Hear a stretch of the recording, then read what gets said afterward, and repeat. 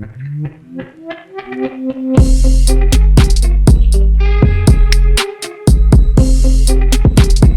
نثار official channel میں ابن صحرا آپ کے ساتھ ہے. آج بیلی پور کے مہمان میں ہمارے نامور گائک ہیں, اس ملک کی پہچان, وارث بیگ. السلام علیکم سر. جی وعلیکم السلام, کیسے ہیں جی آپ؟ اللہ کا شکر ہے, آپ خیریت سے ہیں سر؟ ہم ویری ویل, آپ کا کیا ہے جی؟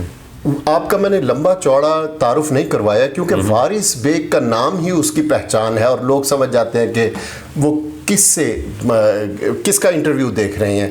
سر آپ اپنے جم پل کے بارے میں بتائیں, لاہور کی جم پل ہے یا کہیں اور کی؟ بالکل جی, ہم ویری مچ لاہور کا ہوں جی. اچھا. اور یہیں پیدا ہوا, یہیں پڑھا, یہیں بڑا ہوا اور یہیں نام ہو گیا, یہاں سے پوری دنیا میں نام ہو گیا. بالکل ایسا ہی ہے, بالکل انٹرنیشنل فیم ہے. اور تعلیم آپ کی کہاں کی ہے؟ میں گورنمنٹ کالج سے جی, راوین. اچھا. میں گریجویٹڈ فرام دیئر. تو وہاں سے ہمارے کالج میں ہوتی تھی ایک ویکنڈ پہ ایک میوزیکل کنسرٹ ہوتا تھا. اچھا. ہر ویکنڈ پہ. تو آئی use to play guitar, I use to سنگ اپنے جو کالج کے لڑکے لڑکیاں ہوتے ہیں اس کے درمیان. تو وہیں سے مجھے چانس مل گیا جی. پی ٹی وی کا ایک پروگرام تھا نو رنگ. اچھا. جس کے پروڈیوسر تھے سلیم طاہر صاحب. تو وہ میں کالج کی طرف سے ایک پروگرام کرنے گیا تھا, پھر وہ میں نے 11 پروگرام کیے. اچھا. تو اس کے بعد آئی کوئٹ میوزک تھوڑی دیر کے لیے, کیونکہ ڈیڈی نے کہا کہ آپ کو یہ کام نہیں کرنا چاہیے, آپ اس کو ایز اے شوق رکھو. بہت زیادہ جنون تھا, بہت زیادہ شوق تھا, بات اچھی بھی نہیں لگی, لیکن جو والد صاحب نے کہا اس کو مان بھی لیا. پھر میں نے بزنس کیا اپنا. گریٹ. بزنس کے بعد بلکہ میں اس میں ایڈ کرنا چاہتا ہوں کہ جو لوگ اپنے ماں باپ کی سنتے ہیں ان کے ساتھ رب بھی شامل ہو جاتا ہے. واہ. تو میں نے ان کی بات سنی, ان کے بات پہ عمل کیا, لیکن میری ماں جو تھیں انہوں نے بہت زیادہ مجھے سپورٹ کیا. تو میں چھپ کے گایا کرتا تھا, چھپ کے گانے گاتا, باتھ روم میں چھت پہ چلے جانا. اچھا. جہاں آواز نہ آئے گٹار بجانے کی میرے والد صاحب کو. تو والد صاحب نے جب میری پہلی فلم آئی سنگم, جی, میں نے میوزک چھوڑا ہوا تھا, تو مجھے میرے دوست تھے جی یاسین ملک صاحب, جی, وہ اللہ تعالیٰ ان کو جنت میں جگہ دے. تو وہ پھر انہوں نے مجھے کہا کہ یار آپ اتنا اچھا گاتے ہو, ایک فلم میں کیوں نہیں گاتے. تو لکیلی ان دنوں میں فلم بن رہی تھی سنگم, 96-7 کی بات ہے یہ. تو آئی وینٹ ٹو سنگ ون سانگ اونلی. مجھے کہا گیا کہ آپ پیار دل میں جگہ. جی. تو میں وہ جب گانا گانے گیا تو مجھے بابی صاحب نے ایسے دیکھا, مجھے کہتے جی آپ گانا گائیں گے. تو میں ابھی کالج سے نکلا ہوں اور ایک بندہ, تو گانا یہ نہیں گانے گیا تھا جو آپ نے کہا. اچھا. گانا, لیکن آپ کا پہلا ہٹ یہ ہے. ہاں جی, وہ میں بتاتا ہوں آپ کو. میں گانا جو گانے گیا تھا وہ تھا ساتھی میرے. تو مجھے کہتے ہیں جی آئیں آپ کو ریاض کرواتے ہیں تھوڑا سا, تو آپ ٹیک ہے. یہ گانے میرے لیے بنے نہیں ہوئے تھے. اچھا. یہ گانے پہلے 4 گانے بن چکے تھے, اور وہ جو اس دور کے سنگرز تھے ان کے لیے بنے ہوئے تھے گانے. تو مجھے کہتے ہیں یہ تھوڑا ریاض کر لے, وہ چیک بھی کر لیتے ہیں کہ یہ گا سکے گا کہ نہیں, ہمیں تنگ تو نہیں کرے گا. تو مجھے بابی صاحب نے باجا رکھ کے کہا ساتھی میرے تیرے بنا تھے خواب سونے میرے, آجا بسا لے ایک دل کا نگر جس میں کرے سارا جیون بسر. ساتھی میرے ساتھی میرے. مجھے انہوں نے ریاض کرایا تو مجھے کہتے ہیں جی آپ, میں نے کہا جی ایک بار اور کہیں آپ. جب انہوں نے ایک بار اور مجھے ریاض کرنا ہے جی ابھی ٹیک کر لیں آپ. اچھا.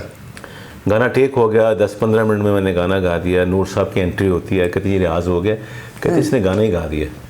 اچھا. نور صاحب نے سنائے جی, بابی صاحب نے گانا سنایا. تو نور صاحب تو بس کہتے مجھے اسی آواز کی تلاش تھی, پردے کی آواز, بڑی اسکرین کی آواز ہے آپ کی. اس کے بعد انہوں نے کہا کہ 4 گانے آپ ابھی گائیں گے میری فلم کے. میں نے 4 گانے اسی دن اسی گھڑی گا کے, اور اسی فلم سے مجھے, پہلی فلم سے مجھے نیشنل فلم ایوارڈ مل گیا تھا. واہ. تو یہ بس میرا ایک ٹرننگ پوائنٹ تھا جی. اس کے بعد میں ایک وائرس کی طرح انڈسٹری میں پھیل گیا. وارث بیگ صاحب وائرس کی طرح انڈسٹری میں پھیل گئے. اچھا, آپ کو پاکستانی کشور کمار بھی کہا جاتا ہے. ہاں جی، میں نے بہت سنا ہے ہمت کمار کو، کشور کمار کو، احمد رشتی صاحب کو ہمارے میں ان کے گانے بہت گایا کرتا تھا. کوکو کورینا ہمارا گانا تھا، کالج میں گایا کرتے تھے. تو وہ آپ کہہ سکتے ہیں اسکول آف تھاٹ وہ کہہ سکتے ہیں. بالکل. اور کریٹکس کہتے ہیں کہ اگر وارث بیگ صاحب ادھر گانا گاتے جہاں کی انڈسٹری زندہ ہے ہمسایہ ملک کی، تو وہ کمار سانو وغیرہ بہت پیچھے رہ جاتے. وہ بس یہ اللہ کا کرم ہے. جو لوگ مجھے پیار کرتے ہیں، میں ایسا تو نہیں کہوں گا. ہر آرٹسٹ نے اپنی زندگی میں اپنا حصہ لے کے جانا ہوتا ہے. تو میری خوش قسمتی ہے کہ میں پاکستان میں پیدا ہوا ہوں. مجھے کسی کے وہ جو آزاد ملکوں میں پیدا ہوتے ہیں لوگ جو آزاد ہوتے ہیں، اس کی قدر وہی جانتے ہیں جو اس وقت کشمیر میں بیٹھے ہوئے ہیں. ایسا ہی ہے. تو اللہ کا یہ شکر ہے میں پاکستان میں پیدا ہوں، میں پاکستانی ہوں اور پاکستانی ہی رہوں گا، کیونکہ پاکستان کو میں دل جان سے پیار کرتا ہوں. سب سے پہلے پاکستان ہے تو ہم ہیں. ہاں جی، بالکل ایسے ہی. اچھا، اپنی بچپن کی کوئی یاد شیئر کریں. میں جی بہت زیادہ شرارتی بچہ نہیں تھا، نہ ہوں. اچھا. میں بہت اپنے اس ایک ہال میں رہتا ہوں، خاموشی سے مجھے بیٹھا رہتا ہوں. انٹروورٹ ہیں آپ؟ ہاں، انٹروورٹ جی بالکل. اور کسی کو چھیڑتا نہیں ہوں. ہاں، جس سے میرا دل ملتا ہے اس سے میں بالکل کھل جاتا ہوں. پھر وہ یہ نہیں ہوتا کہ میرا اس سے آج تعلق ہوا ہے یا 20 سال پرانا ہے. آپ کو لگے گا نہیں کہ اس کے ساتھ تعلق 1 سال کا ہے یا 20 سال کا. ایسے ہی ہے. جس سے دل مل جاتا ہے اس سے ہر چیز مل جاتی ہے. واہ. بچپن میں دوست بنائے تھے آپ نے؟ دوست بن جاتے ہیں ویسے تو بچپن میں دوست بنائے نہیں جاتے، خود ہی بن جاتے ہیں. بچپن کے دوستوں کی بات. بہت کم دوست تھے میرے. میرا ایک کزن تھے، آنٹی کا بیٹا تھا، اس سے میری دوستی تھی. اور بہت کم میرے دوست تھے، زیادہ دوست نہیں تھے میرے. اب میری بہت دوستی ہیں. اچھا. پروفیشنل اس کے حوالے سے دوستیاں ہیں یا وہ کہتے ہیں نا، یا تو دوستی بچپن کی ہوتی ہے یا پہلی نظر میں ہو جاتی ہے؟ تو آپ کی پہلی نظر کی دوستی ہے یا بچپن کی؟ تو آپ نے کہا میری دوستی ایک دم سے ہو جاتی ہے جی. میں سمجھتا ہوں کہ جب یہ دنیا بنی تھی، میرا ایک بڑا اپنا بلیو ہے، تو مقام عروہ میں روح اکٹھی ہوئی تھیں. صحیح. بلکہ میں ہمیشہ یہ کوٹ کرتا ہوں لوگوں کو کہ جس سے آپ سم ٹائم آپ کسی سے 1 منٹ کے لیے ملتے ہو تو اس سے وہ اپنی ساری دل کی باتیں کر لیتے ہو. جن کو آپ 20 سال سے جانتے ہو ان سے آپ وہ بات نہیں کر سکتے. صحیح. تو میں سمجھتا ہوں یہ تعلق جو ہے نا روحوں کا ہوتا ہے. اس کو گورو نے یہ کہہ دیا وائبز. جی کہ وائبز پسند آتی ہیں تو آپ ان کے ساتھ کھل جاتے ہیں یا نہیں کھلتے. صحیح. تو میری جس سے وائبز ملتی ہیں وہ ایک دم سے مل جاتی ہیں. صحیح. تو یہ جن کے ساتھ بھی آپ نے مقام عروہ کا تعلق ہے، اگر میں کہیں سینٹر میں کھڑا تھا، اگر آپ میرے پاس یہاں کھڑے تھے تو آپ سے میں نے ایک دم کنیکٹ ہو جانا ہے. بالکل. تو یہ میرا بلیو ہے ایسا. تو میں ایسا ہی سمجھتا ہوں کہ میں یہ کبھی نہیں سوچتا جی دوستی بچپن کی ہوتی ہے، بڑھاپے میں نہیں ہوتی، یا جوانی میں دوستی نہیں ہو سکتی. وہ تھوڑی سی میں اس پہ بلیو نہیں کرتا. کون سے لوگ پسند ہیں؟ کس نیچر کے لوگ پسند ہیں اور کس نیچر کے لوگوں سے چڑ ہوتی ہے؟ مجھے سچے اور کھڑے لوگ پسند ہیں. اپنا نقصان کرا لیتے ہیں سچے لوگ. میں بھی ایسا ہی ہوں. اچھا. تو مجھے ایسے لوگ پسند ہیں کہ موقع پہ بھاگنے والے لوگ مجھے پسند نہیں ہیں. اچھا. اور کن لوگوں سے چڑ ہوتی ہے؟ جنہوں نے اپنے آپ اوپر کھول چڑھایا ہوا ہے. وہ کچھ بھی نہیں ہوتے اور آپ کو پتہ ہوتا ہے وہ کچھ بھی نہیں ہے، تو وہ سمجھتے ایسے ہیں جیسے پتہ نہیں میں کیا ہوں، محمد رفیع ہوں. صحیح. کھانے کے شوقین ہیں آپ؟ بہت اچھا کھانے کا شوقین ہوں. اچھا. کون سے روایتی کھانے کھاتے ہیں یا پاکستانی فوڈ؟ پاکستانی فوڈ جو مجھے یعنی چٹورے ہیں جو بالکل چٹورا آپ پنجابی میں یہ کہہ سکتے ہیں. جو لوگ ہماری مطلب جو ہمارے اپنا ٹریڈیشن کے کھانے ہیں وہ سارے پسند ہیں. اچھا. پہلا جو گیت ہے آپ پیار دل میں جگا، تو اس نے تو دھوم مچا دی تھی اور اس کے بعد وارث بیگ نے پیچھے مڑ کر نہیں دیکھا. جی بالکل. اس کے علاوہ کون کون سے گانے جو بہت مشہور ہوئے؟ اور دیکھا میں نے چاند جھروکے میں. ہاں ہاں بالکل. ایک دلبر سے آنکھ ملی. بہت گانے ہیں. مجھے تو اپنا 4 نیشنل فلم ایوارڈ ملے ہوئے. بالکل ایسے. یہ کون سا گانا آپ کو پسند ہے اور آپ سے کوئی فرمائش کرے تو آپ وہی گاتے ہیں؟ مجھے بہت اپنے گانے پسند ہیں. جیسے ایک دلبر سے آنکھ ملی مجھے بڑا پسند ہے. کل شب اوبویسلی میری اپنی تخلیق ہے جی، اور بہت جلدی یہ گانا بنا تھا اور یہ مجھے پسند ہے. ابھی بھی جہاں بھی کبھی جاتا ہوں تو مجھے سب سے زیادہ کسی گانے کی فرمائش ہوتی ہے تو وہ یہ کل شب دیکھا میں نے چاند جھروکے میں. اچھا. سید نور صاحب نے آپ سید نور صاحب کی دریافت ہیں. ان کے علاوہ کون سے پروڈیوسر ڈائریکٹر نے آپ کو؟ جاوید شیخ کے میں نے بہت گانے گائے جی.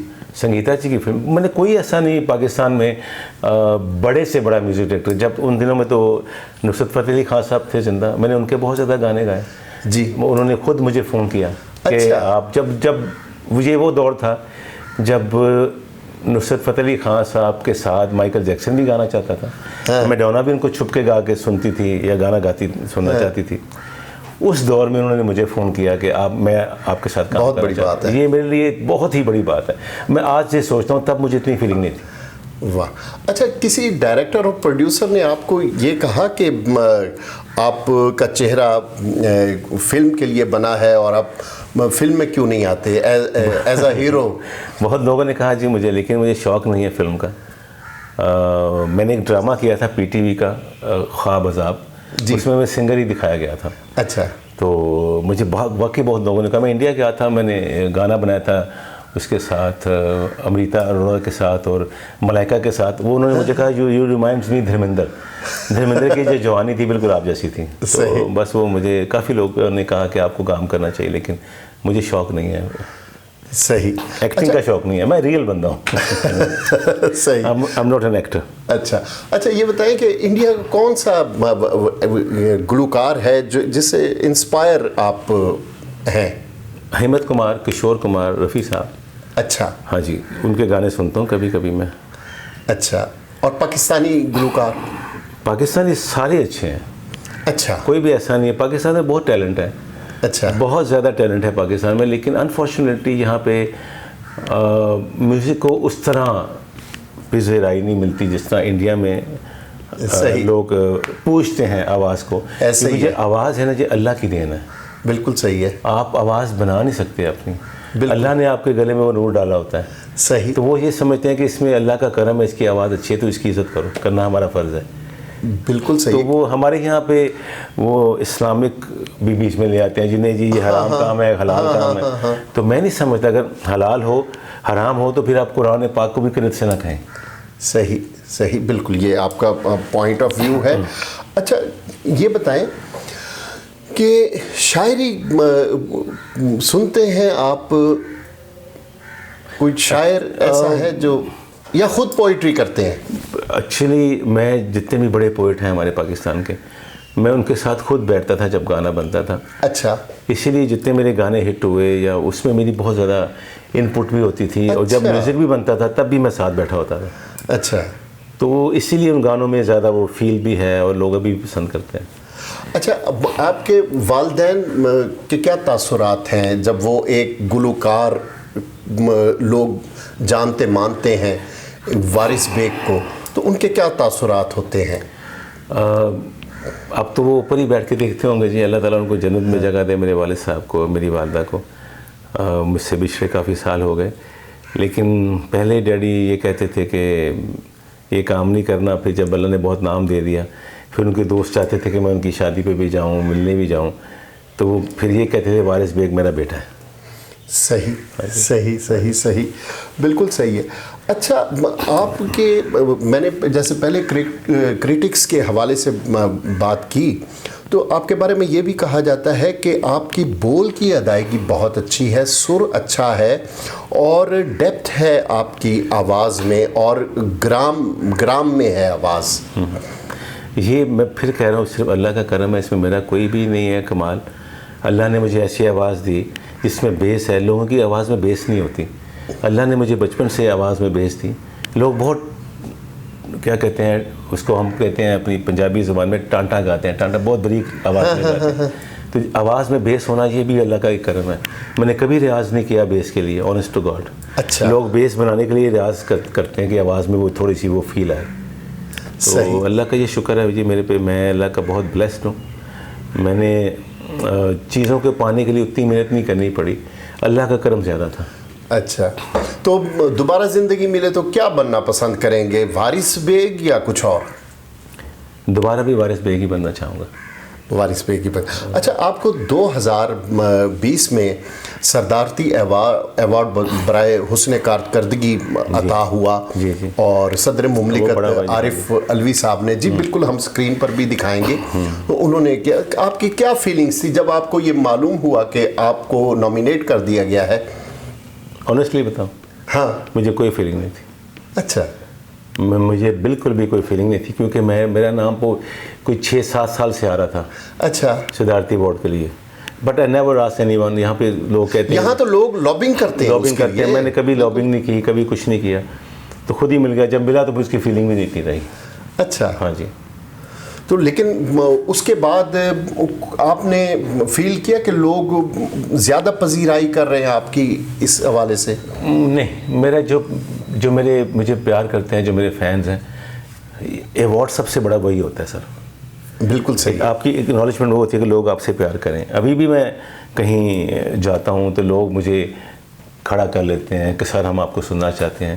بلکہ آپ کے پروگرام سے یہ کہوں گا اپنے فینس کے لیے اب دوبارہ سے گانا شروع کرنے لگوں. میں نے 15 سال سے کوئی گانا نہیں گایا. اچھا. اب ان کے لیے میں اپنے ہی گانوں کو صرف گٹار پہ ان کے لیے سناؤں گا اور انہی کے لیے گایا کروں گا.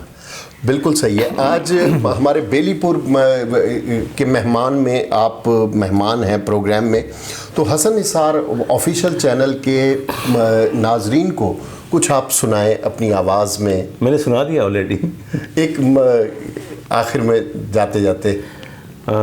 بالکل جی. ہمیشہ لوگ مجھ سے ایک ہی گانے کی فرمائش کرتے ہیں, آپ کو سناتا ہوں. ہو کل شب دیکھا میں نے چاند جھروکے میں, اس کو کیا سلام تمہارے دھوکے میں.